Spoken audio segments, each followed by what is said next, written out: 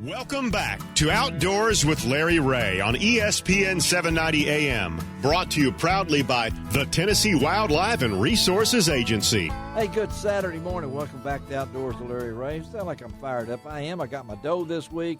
I'm sitting here after Thanksgiving. I got Shelby back from Tijuana. I got Ron Wong in studio. Good morning, everybody. Good morning. I got the pun master himself sitting over Gene Smith. 10-4. And then one of my all-time favorites, best friends, been through a lot together, is Buck Gardner, the Whitehaven legend. Did you ever make a hole-in-one? Have you been? Never made a hole-in-one. Okay, but he was noted for golf before he ever became the man who he is himself.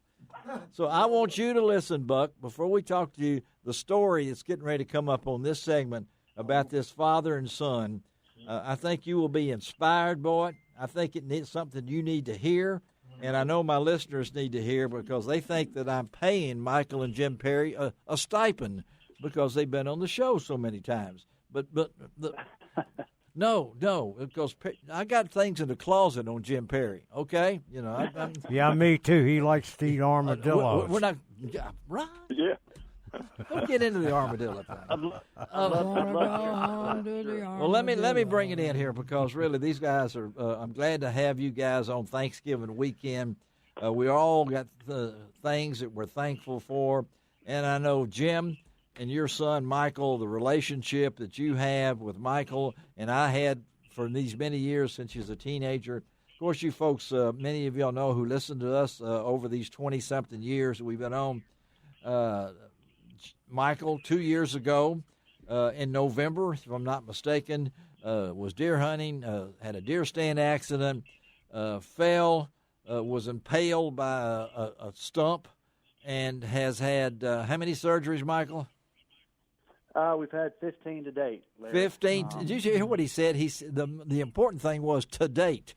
Okay, now you have passed your dad right now in surgeries. I mean, I believe so. I believe so. Yes, he has. How many did you have, Jim?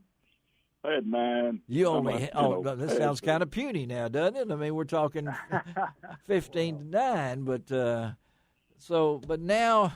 So tell us, bring us up to date, Michael. What's happening and what's next for you as we and I know, man, you got to admit the outpouring of love for you through this incident that you have has been overwhelming. So talk about that on this Thanksgiving weekend. Well, it has. You know, it's been an overwhelming situation that has turned into probably the worst, best thing that's ever happened to me, you know, because of the support and people coming together, you know, for me and my family and all of my friends that were involved. And it definitely changed me for sure, but all for the better. Been through a lot, and I'm really happy. Obviously very respectful to have another chance, another opportunity to, you know, to have a life and live with my family and be around to do the things that we all love to do.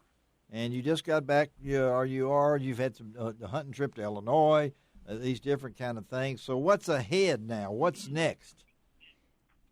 Well, coming up in January, we're going to set the schedule, you know, for 2022 surgery, surgeries there. And I think we're going to have two more now, possibly 3.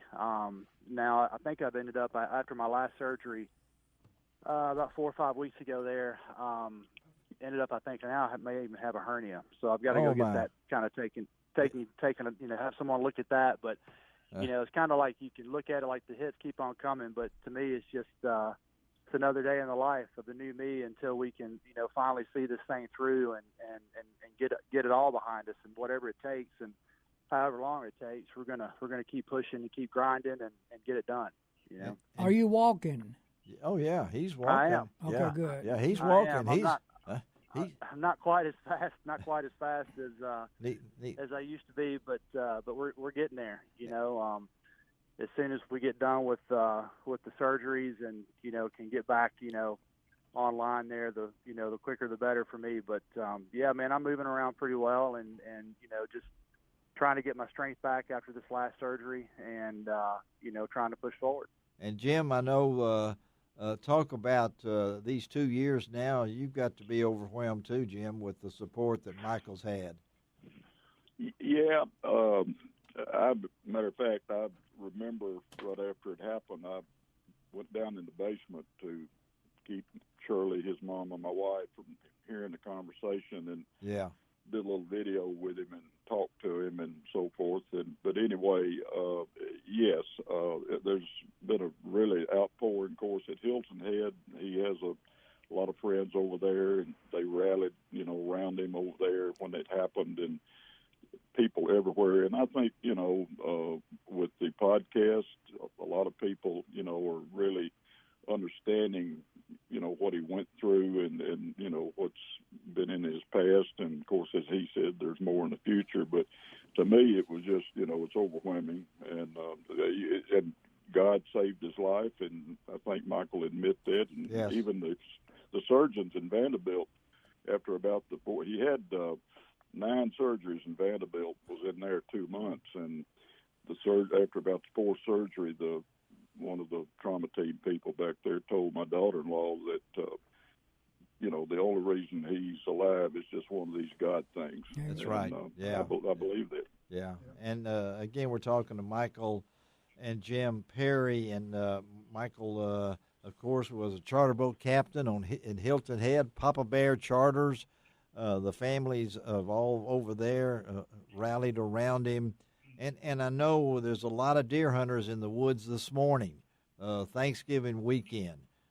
They're out there, or they're on their way, whatever it might be, this special weekend. And what message would you give to those people, Michael? I tell you, man, it's strap up. Just every step you take when you leave the truck, try to think about how you're going to get back to your family and what you got to do to make that happen, and do whatever it takes to make that happen. I would never wish what I went through and my family went through on anybody. And the decision that I made that day to climb without a lifeline, and I did not, as we talked about before, I did not have my harness on.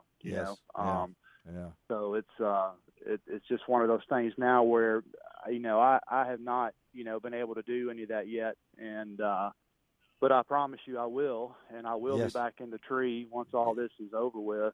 And I can promise you one thing: I'll never leave the ground without a lifeline. You'll never leave the ground. And I know never leave the ground without one. I mean, it's just, I don't care if you're in a ladder stand. I don't care if you're in a little lean-to, 10 feet off the ground. I'm gonna have something, that'll check me, before I fall.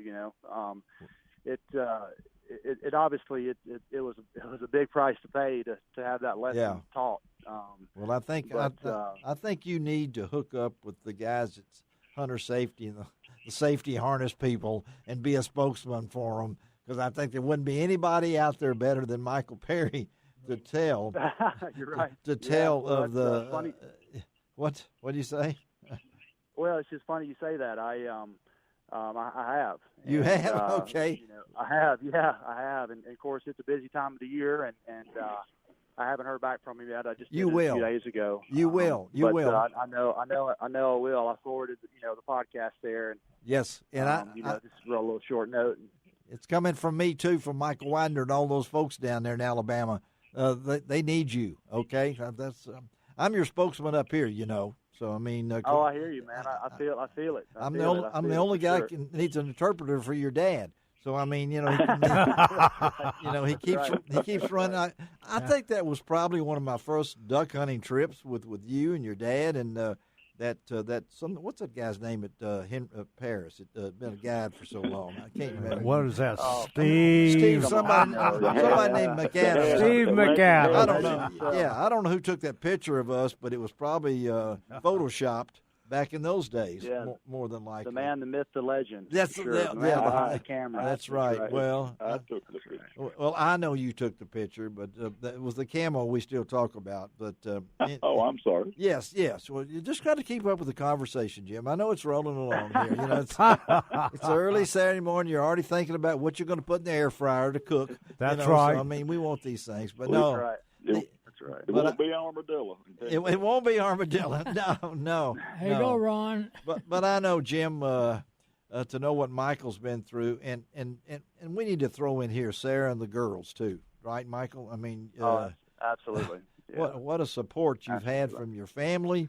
And so this Thanksgiving weekend, folks, we just wanted you to not forget Michael Perry in your prayers. It's been 2 years, and a lot of people think, and I'm guilty of this, that we'll do this for a while and we'll put them on there. But this is a continuing saga that will someday be probably an 8-part TV show. More than likely. I think it needs to be. I think the awareness, and the story, line, it could go on for several. It could. And yes. several things with all the people that were involved, and right, like I said in the podcast, and I haven't talked about it a lot because it was obviously very emotional, a very crazy moment for me. But when the first responders showed up, like I said on the podcast there, the people that are emergency, responders, firemen, EMTs, whatever, it's like, and I meant that when I said that I knew it was in God's hands. Yes. After they were, had the reins themselves, that I was in good hands. And you're still. I'll say it 100 times over. They're angels without wings. That's right. And gave me the first opportunity to to get back to my family, and never be able to. Larry, let me throw this, a little amen in there on that, because we got about a minute. I know. I know. I have a friend that lives in Dover, and her nephew works for the Dover Stewart County Volunteer Fire Department, and they were the ones that responded to Michael's situation over there. Yeah. And I sent the link of that podcast to her to give to those responders over there for them to listen to, as see what Michael said about it. Well, go to Brody Swisher's podcast. It's called and shame on me for it won't come to me right now. What is it called? Hunters. What is it? What's his podcast called, guys? You'll bring it up. I think it's Hunting Roots. Yeah, that's it. Hunting Roots. That's right. Well, just Google Brody Swisher, our good man from Memphis here, who touched a lot of lives. Hey, thank y'all both for being on Outdoors with Larry Ray today. Michael, still in my prayers, buddy. Hang in there. I appreciate it. Happy Thanksgiving to everyone, and everybody be safe out there. All right, buddy. Sure. Thank you, Jim Perry. I love you, brother. Love you, brother. Okay, I may tease with you, but you're one of my man. Okay, ma'am? All right. All right. Happy Thanksgiving. All right. Let's take a break on Outdoors with Larry Ray. Be right back.